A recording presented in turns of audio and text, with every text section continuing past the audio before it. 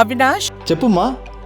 దగ్గరలో ఉన్న మెడ్ప్లస్ కు వెళ్ళి మెడ్ప్లస్ బ్రాండ్ మెడిసిన్స్ అని అడిగి కొనుక్కునరా. అక్కడ 50 to 80% తగ్గింపుకు వస్తుంది. మీరు తీసుకునే అదే మందులు, అదే నాణ్యమైన మందులు, కానీ సగం ధరకే.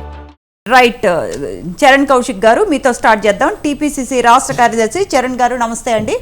నమస్తే madam, general secretary. First of all, Kavitha గారు కొత్తగా బీసీ గళం ఎత్తుకోవటానికి కారణం ఏంటండి? ఇప్పుడు తెలంగాణ రాష్ట్రంలో సమగ్ర కుటుంబ సర్వే కాంగ్రెస్ ప్రభుత్వం వచ్చిన తర్వాత నిర్వహిస్తామని చెప్పేసి తెలంగాణ రాష్ట్రంలో దాదాపు 80% పూర్తయిన సందర్భం. ఇప్పుడు ఏంటంటే బీఆర్ఎస్ పార్టీ ఎటైనా తెలంగాణ రాష్ట్రంలో కాంగ్రెస్ పార్టీ 42% బీసీ రిజర్వేషన్ ఇస్తారని చెప్పేసి మాట ఇచ్చి మాట నిలుపుకునే ప్రయత్నంలో భాగంగా డెడికేషన్ కమిషన్ కూడా రాష్ట్రంలో ఏర్పాటు చేయడం జరిగింది. అది కూడా నెల రోజులు రిపోర్ట్ ఇచ్చే విధంగా వెంకటేశ్వర గారి నేతృత్వంలో ఆల్రెడీ కమిషన్ విచారణ చేస్తూ ఉంది. అదే కాకుండా December 4th లోపు సమగ్ర కుటుంబ ఇంటింటి సర్వే సంబంధించినటువంటి రిపోర్టు కూడా అందించాలని చెప్పేసి ప్రభుత్వం చాలా స్పష్టమైన ఆదేశాలు ఆల్రెడీ జారీ చేసింది. ఇప్పుడు గతంలో బీఆర్ఎస్ పార్టీ అధికారంలో ఉన్నప్పుడు వాళ్ళు బీసీలకు ఇచ్చినటువంటి రిజర్వేషన్ 23% మాత్రమే, 34% ఉన్నట్టు రిజర్వేషన్ 23% కుదించి 11% నష్టం చేసింది కూడా బీఆర్ఎస్ పార్టీ. ఆనాడు బీఆర్ఎస్ పార్టీ తప్పు చేసి ఏకంగా బీసీలకు అన్ని రంగాల్లో, ఎందుకంటే లోకల్ బాడీలో సర్పంచ్లు కావచ్చు, ఎంపీటీసీలు కావచ్చు, జెడ్పీటీసీలలో ప్రధానంగా నష్టం జరిగింది బీఆర్ఎస్ పార్టీ మూలంగా. అదే కాకుండా వైన్ షాపులలో ఎస్సీలకు, ఎస్టీలకు, అదేవిధంగా గౌడ్స్కి రిజర్వేషన్ ఇచ్చినప్పటికీ కూడా బీసీలకు రిజర్వేషన్ ఆనాడు బీఆర్ఎస్ ప్రభుత్వం ఇవ్వలేదు. అదే కాకుండా బీసీలకు ప్రధానంగా లోకల్ బాడీలో ప్రధాన నష్టం జరిగింది కూడా ఆనాడే. కాబట్టి ఇప్పుడు ఏంటంటే కాంగ్రెస్ ప్రభుత్వం ఎట్టయినా బీసీలకు 42% ఇచ్చే దానిలో ముందుకు పోతా ఉంది. సమగ్ర కుటుంబ సర్వే ఇంటింటి సర్వే కూడా పూర్తి కాబోతా ఉంది. లోకల్ బాడీ ఎలక్షన్లు కూడా 42% రిజర్వేషన్ ఇచ్చిన తర్వాత పెడతానని చెప్పేసి ప్రభుత్వం చాలా స్పష్టంగా ప్రకటించింది. కాబట్టి బీసీల ఓటు రాబట్టుకోవాలంటే మళ్ళీ బీసీ జపం చేయాలని చెప్పి ఒక ఆలోచనతో మాత్రమే కల్వకుంట్ల కవిత గారు మరొకసారి బీసీల గురించి మాట్లాడి చాలా స్పష్టంగా కనపడుతుంది. ఎందుకంటే బీఆర్ఎస్ పార్టీ ఆనాడు బడ్జెట్లో కావచ్చు, అదేవిధంగా టికెట్లలో కావచ్చు, అదే కాకుండా తర్వాత అధికారంలోకి వచ్చిన తర్వాత 10 సంవత్సరాల కాలంలో కూడా ప్రధానంగా బీసీలకు ప్రధానంగా నష్టం చేసిందే ఆనాడు బీఆర్ఎస్ పార్టీ. కాబట్టి ఇప్పుడు అది పూడ్చుకునే అవకాశం లేకున్నా కూడా తెలంగాణ రాష్ట్రంలో బీసీల ఓటు రావాలంటే ఖచ్చితంగా బీసీల గురించి మాట్లాడాలని ఒక ఆలోచనతో కల్వకుంట్ల కవిత గారు ముందుకు పోతూ కనపడతా ఉంది. అంటే బీఆర్ఎస్ గవర్నమెంట్లో బీసీలకు న్యాయం చేశారండి వాళ్ళు? 34% ఉన్నటువంటి రిజర్వేషన్ 23% కుదించినప్పుడు ప్రధానంగా 11% ఆనాడు బీసీలకు అన్యాయం జరిగినమాట వాస్తవం.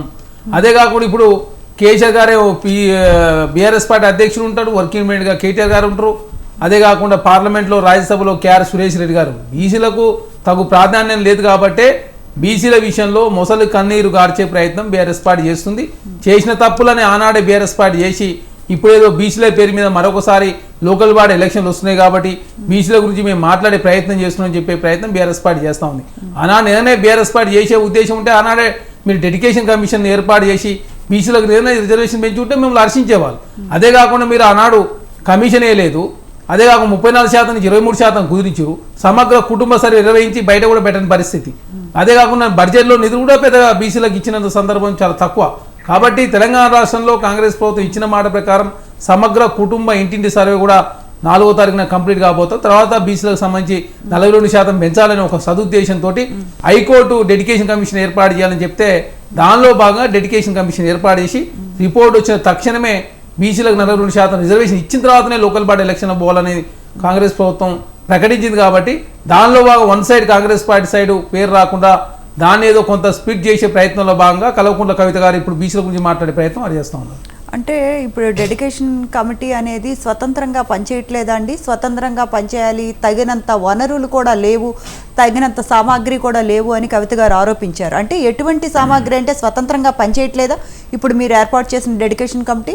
మేడం, ఇక్కడ సమగ్ర కుటుంబ ఇంటింటి సర్వే కోసం 80,000 మంది ఆల్రెడీ స్టాఫ్ని కేటాయించి 80,000 మంది టీచర్లు కావచ్చు, అదేవిధంగా లెక్చరర్ కావచ్చు చాలామంది పనిచేస్తూ ఉన్నారు. అదే కాకుండా ఆనాడు ఒకే ఒక రోజులో సమగ్ర కుటుంబ సర్వే అని చెప్పేసి మీరు 1 డే నిర్వహించారు. మేము ఇక్కడ 1 month టైం ఇచ్చిన తర్వాత ఇది సమగ్ర కుటుంబ ఇంటింటి సర్వే ఇలా ఓసీల సంబంధించి కావచ్చు, ఎస్సీల సంబంధించి కావచ్చు, ఎస్టీల సంబంధించి కావచ్చు, బీసీలకు, మైనార్టీలకు, మహిళలు, పురుషులు, అదే కాకుండా ట్రాన్స్జెండర్స్ అందరికి సంబంధించినటువంటి లెక్కలు తేలాలనే ఒక సదుద్దేశంతో సామాజిక, ఆర్థిక, రాజకీయ, ఉపాధి, విద్యా, కుల గణన ఇది జరగబోతా ఉంది. అదే దానిలో భాగంగా రాష్ట్రంలో ఇది ఎక్స్రే లాంటిది అన్నట్టు. రాష్ట్రంలో అందరి జనాభా లెక్కలు కావచ్చు, వారి ఆర్థిక పరిస్థితి కావచ్చు, వాళ్ళ ఉపాధికి సంబంధించిన వాళ్ళు చేసే వ్యాపారాలు కావచ్చు, గతంలో రిజర్వేషన్ తీసుకున్నారా తీసుకోలేదా, అసలు ఇప్పటివరకు ఏ వర్గాల రిజర్వేషన్ అందింది అందలేదా, అన్ని విషయాలు తెలుసుకోవడం కోసం సమగ్ర కుటుంబ ఇంటింటి సర్వే ప్లానింగ్ డిపార్ట్మెంట్ వాళ్ళు నిర్వహిస్తూ ఉన్నారు. ఇక్కడ బీసీల కోసం హైకోర్టు చాలా స్పష్టంగా డెడికేషన్ కమిషన్ ద్వారా చేయాలని చెప్పడంతో దాన్ని సపరేట్గా ఈ డేటా నుంచే బీసీలకు సంబంధించిన డేటాను సపరేట్ చేస్తారు. ఇక్కడ డెడికేషన్ కమిషన్కు ఆల్రెడీ సపోర్టింగ్ స్టాఫ్గా ఆల్రెడీ బీసీ కమిషన్ ఉన్నది. అదే కాకుండా బీసీ కమిషన్ కాకుండా ఇంకా ప్లానింగ్ కమిషన్లో కూడా దాదాపు 80,000 మంది పనిచేస్తూ ఉన్నారు. దానిలో ఉన్నటువంటి డేటాని జస్ట్ డివైడ్ చేసి ఇంప్లిమెంట్ చేసే దాన్ని బాధ్యత మాత్రమే ఇక్కడ డెడికేషన్ కమిషన్ చూస్తూ ఉంది. దానికి కూడా 1 month టైం ఇచ్చిన సందర్భం కాబట్టి ఎక్కడ కూడా పారదర్శకంగా జరగాలని చెప్పి ప్రభుత్వం భావించింది కాబట్టి నెల రోజుల టైం తీసుకున్నారు. అన్నాడు మీరు ఒక రోజులో చేసినప్పుడు అది కరెక్ట్ అయినప్పుడు నెల రోజుల్లో ఇది తప్పెట్ అవుతుంది. ఇప్పటివరకు రాష్ట్ర వ్యాప్తంగా కూడా 80% దాటింది. 100% చేసే దానిలో భాగంగా ప్రభుత్వం ముందుకు పోతా ఉంది. ఎక్కడ ఒత్తిడి లేకుండా అందరూ వారి సంబంధించినటువంటి డేటాని 75 అంశాలతో ఉన్నటువంటి అన్ని వివరాలు కూడా సేకరిస్తూ ఉన్నారు. ఎవరిని కూడా బలవంతం పెట్టి ఇంకేదో డీటెయిల్స్ తీసుకునే పరిస్థితి అడుగుడు వాళ్ళ బాధ్యత, ఇచ్చుడు ఇవ్వకపోవడం అనేది ఎవరైతే ఇంటికి పోయినప్పుడు అక్కడ ఉన్నటువంటి ప్రజల వాళ్ళ మాట ఆధారంగా మాత్రమే అక్కడ ఉన్నటువంటి సమగ్ర కుటుంబ సర్వే సంబంధించిన అధికారులతో కూడా పనిచేస్తూ ఉన్నారు. కాబట్టి ఇక్కడ పారదర్శకంగా సమగ్ర కుటుంబ సర్వే జరుగుతూ ఉంది. ఖచ్చితంగా బీసీలకు ఎస్సీ ఎస్టీలకు నష్టమయ్యే పనులు ఎక్కడ కూడా కాంగ్రెస్ ప్రభుత్వం చేయదు. కాబట్టి కమిషన్ ఏర్పాటు చేసి బీసీల రిజర్వేషన్ పెంచాలని చెప్పేసి ఒక సదుద్దేశంతో ప్రభుత్వం ముందుకు పోతుంది. రైట్.